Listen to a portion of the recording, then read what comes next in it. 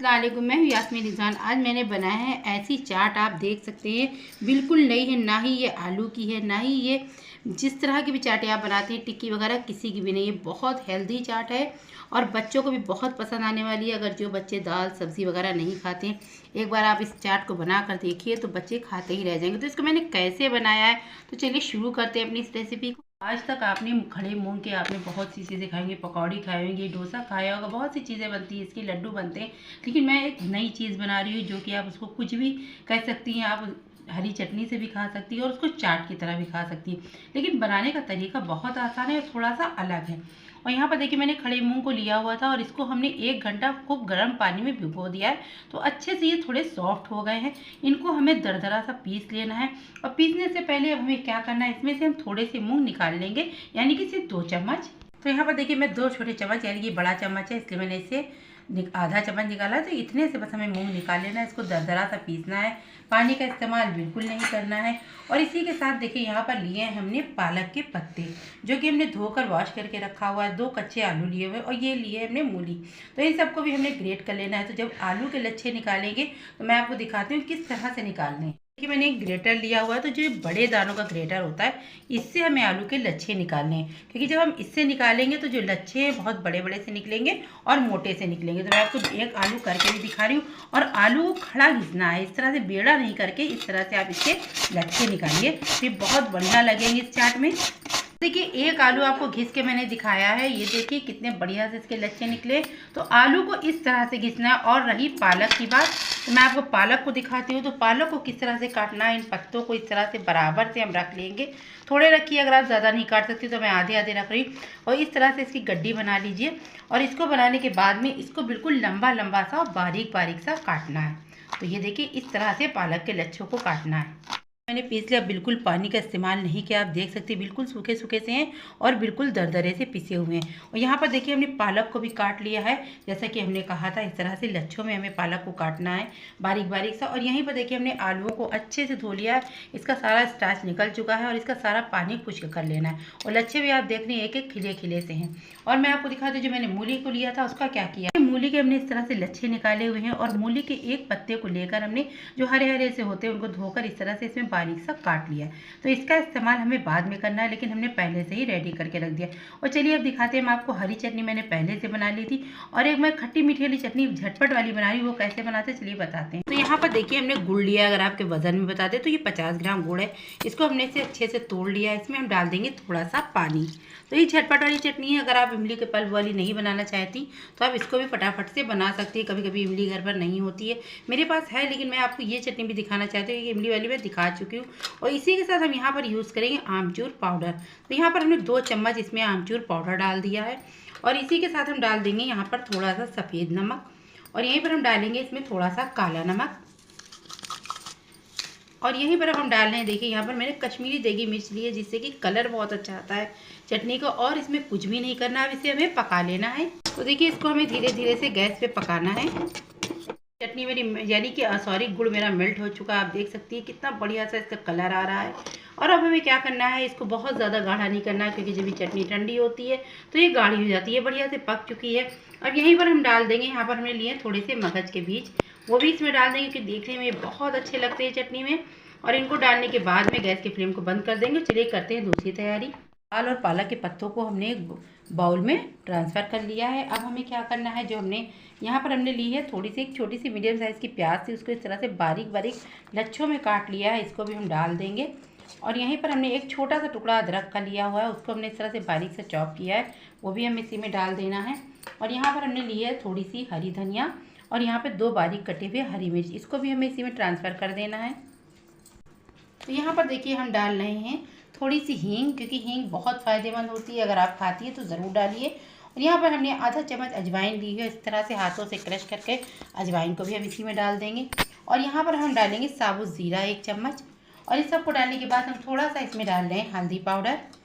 यहाँ आधे चम्मच से भी कम हमने हल्दी पाउडर का यूज़ किया है।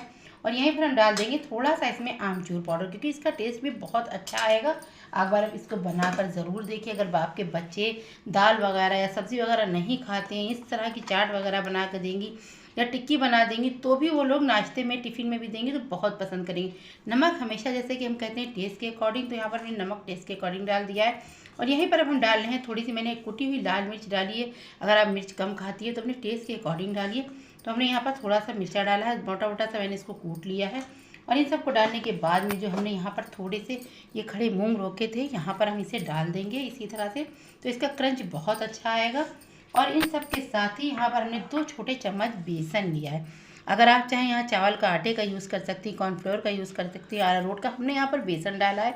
और इन सबको डालने के बाद हमें अच्छे से इसको मिक्स कर लेना है। इसको हमने मिक्स कर लिया और यहीं पर हम डाल देंगे 1 छोटा चम्मच गरम तेल, यानी कि हमने तेल को पहले से ही गर्म होने के लिए रख दिया था, तो मैंने यहाँ पर गरम तेल डाल दिया है। और अब हम आपको दिखाते हैं, लास्ट में हम इसमें डालेंगे आलू, जो कि मैंने उसके लच्छे बनाकर रखे हुए थे, इसको भी इसी में मिक्स कर देंगे। इससे क्या होगा, आप जब इसको बनाएंगे तो बेहद क्रिस्पी बनेंगे, बहुत ही उम्दा लगेंगे खाने में भी। तो देखिए यहाँ पर हमने पानी का बिल्कुल भी इस्तेमाल नहीं किया है। हाथों से दबा दबा कर आप जब इसको इस तरह से मिक्स करेंगे, क्योंकि दाल भी गीली होती है और दाल में भी हमने, आपको याद होगा, मैंने बिल्कुल बिना पानी के पीसा था। आलू पड़ा है, इसमें प्याज पड़ी है, पालक पड़ी है, तो वो खुद ब खुद नमक डालने से अपना पानी छोड़ देते हैं। तो ये देखिए एक डो की तरह ये तैयार हो गया है। ये आयरन और प्रोटीन से भरपूर है। अगर आप चाहें तो इसको स्टीम देकर भी बच्चों को दे सकती हैं, कम ऑयल में भी तल सकती है, शैलो फ्राई भी कर सकती है। किसी भी तरह से इस नाश्ते को बनाइए, ये बहुत ही उम्दा और बहुत ही हेल्दी नाश्ता होता है। देखिए इस तरह से थोड़ा थोड़ा सा हम इसके लोई टाइप में ले लेंगे। थोड़ा सा हमने लिया है जो मैंने मसाला बना कर रखा हुआ। इस तरह से आप छोटी छोटी सी इसके बड़े टाइप में भी बना सकती हैं, टिक्की टाइप में भी बना सकती हैं, जैसा चाहें इसको बनाइए। ये दोनों ही तरह से बहुत अच्छा बनता है। तो मैं ज़्यादा बड़ा नहीं बना रही हूँ, इतनी इतनी सी बना रही हूँ। यहाँ पर ऑयल को हमने बिल्कुल मीडियम लो फ्लेम पर गर्म कर लिया। इस तरह से इसको हम डालते जाएंगे, बनाते जाएंगे, फटाफट से इसमें हम तेल में डालते जाएंगे। तेल में हमने डाल दिया और गैस की फ्लेम को हमने लो ही रखा है। तेल को पहले से गर्म कर लीजिए, फिर गैस को बिल्कुल मीडियम लो कर दीजिए, क्योंकि ये अंदर से पक भी जाए और बहुत क्रिस्पी सी रेडी हो जाए। अगर आपको मेरी रेसिपी ज़रा सी भी अच्छी लग रही है तो आप मुझे लाइक और सब्सक्राइब ज़रूर कीजिए। कमेंट बॉक्स में ये भी बताइए आपको ये नाश्ता कैसा लगा। और आप ये देख सकती हैं कि ये बिल्कुल भी चपक नहीं रही है, क्योंकि मैंने एक टिक्की से भी, आपने देखा, मैंने दूसरी टिक्की को सरका दिया है, यानी कि खिसका दिया है, जिससे कि आप अंदाज़ा लगा सकते हैं ये बिल्कुल भी चिपकने वाली चीज़ भी नहीं है। तो ये देखिए मैं दूसरी भी दिखा रही हूँ। यहाँ पर मैंने किसी चम्मच वगैरह का यूज़ नहीं किया है और इस तरह से हमने इसको फ्राई करना शुरू कर दिया। भी देख सकते हैं कैसे फूल भी रही हैं।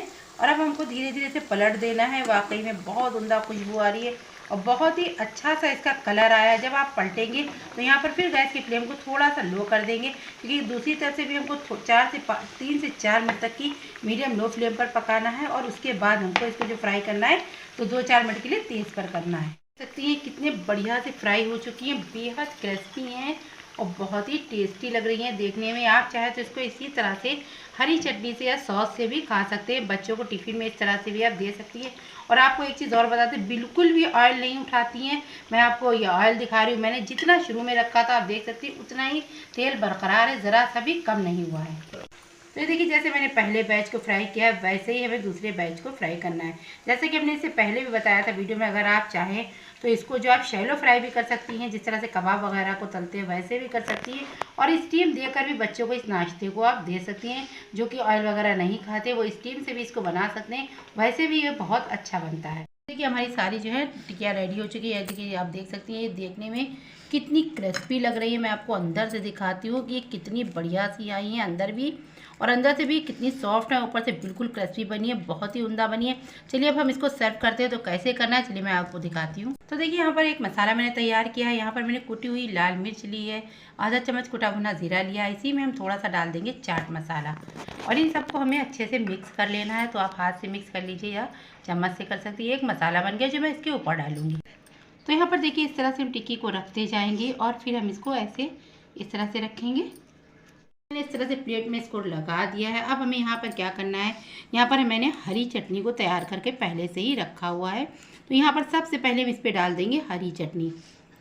इस तरह से सब टिक्कियों पर मैं हरी चटनी डाल दूंगी। तो आपने बहुत तरह की चाट खाई होगी, इन सर्दियों में आप इस हेल्दी चाट को बना कर देखिए, आपको वाकई में बहुत पसंद आने वाली है।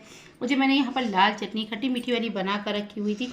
जो झटपट से बनने वाली चटनी मैंने आपको दिखाई थी, इमली के पल्प से नहीं बनी है, तो उसको भी हमें इसी तरह से इस टिक्कियों पर डाल देना है। देखिए इनको भी हमें इस तरह से डाल देंगे। और यहीं पर देखिए मैं डाल दूँगी इस पर थोड़ा थोड़ा सा दही। ज़्यादा नहीं डालना है, बस बिल्कुल थोड़ा-थोड़ा सा डालें क्योंकि जाड़ों का मौसम है, बच्चों को ठंडा वगैरह नुकसान करता है। तो इसलिए मैंने दही का इस्तेमाल बहुत ही कम किया, लेकिन दही डालने से इसका टेस्ट दुगना हो जाता है। और अब हम डालेंगे जो यहाँ पर मैंने मूली और घिस कर रखी हुई थी और उसके पत्तों को मिक्स कर लिया था, उसको अब इसी के ऊपर से हमें डाल देना है। तो ये देखिए, जब आप इस तरह से डालेंगे तो यकीन मानिए इस पर आप प्याज वगैरह ना डालिए, मूली के पत्ते और मूली को घिस कर डालिए, तो जिससे इसका टेस्ट बहुत अच्छा आएगा।